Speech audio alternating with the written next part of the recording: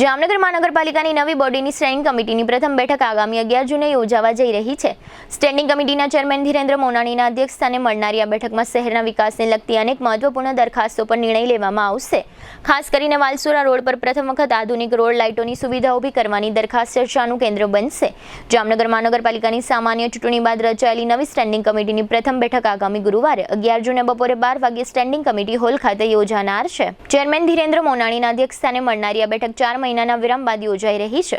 બેઠકમાં શહેરના વિવિધ વિસ્તારોમાં લોકભાગીદારી હેઠળ સીસી રોડ, સીસી બ્લોક તેમજ અન્ય માળખાગત વિકાસના કામોને મંજૂરી આપવા અંગે વિચારણા કરવામાં આવશે।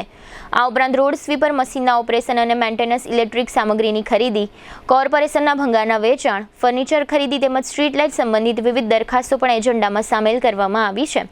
બેઠકમાં હાલ અમલમાં રહેલા સ્ટ્રીટ લાઇટ મેન્ટેનન્સ કોન્ટ્રાક્ટને વધુ 3 મહિના માટે લંબાવવાની દરખાસ્ત પર પણ નિર્ણય લેવામાં આવશે। સાથે જ ચેરમેન દ્વારા શહેરના વિકાસને વેગ આપતા કેટલાક નવા પ્રસ્તાવો રજૂ કરવામાં આવે તેવી પણ શક્યતા છે।